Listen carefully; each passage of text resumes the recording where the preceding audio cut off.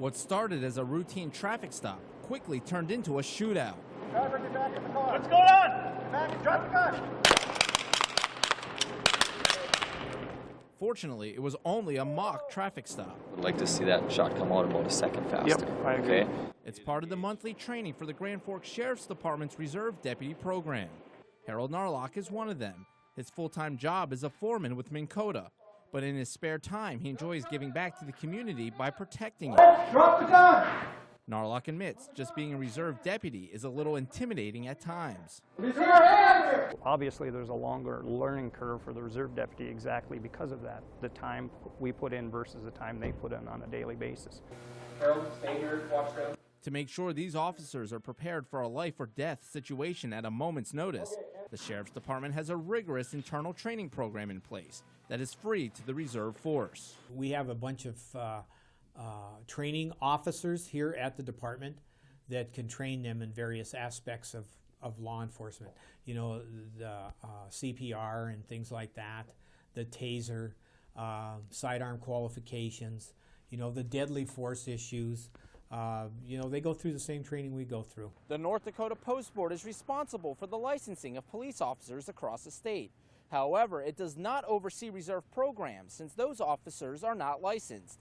Agencies who use reserve programs, like the Grand Forks County Sheriff's Department, incur all liabilities and set their own training policies.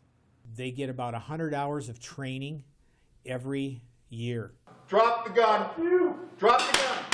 That compares to 60 hours of training every 3 years for a licensed police officer, which is mandated by the State Post Board.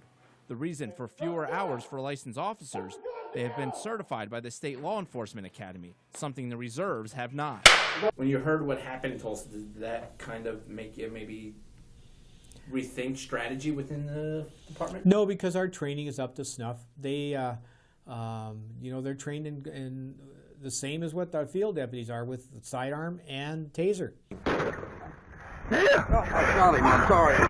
Long before the incident in Tulsa, the Reserve Officer Program had been under the national microscope. We had to drop the Reserve Officer Program. The Grand Forks Police Department used reserve officers for more than 40 years, but they did away with it in 2012 as part of the agency's goal of obtaining national accreditation. These officers would have to have academy training the same as a full-time officer. How do I ask you to take 10 weeks non-paid of your time to go to a police academy? What drives that view, you shouldn't be able to just come in because you have this general interest and be able to do some type of law enforcement.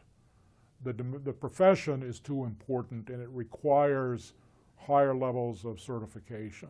Michael Meyer, a criminal justice professor at the University of North Dakota, points out as the concept of policing progresses, some departments are steering away from officers who work on a so-called ad hoc basis. How does one become a reserve physician? How does one become a reserve lawyer? How does one become a reserve teacher in a sense of the profession?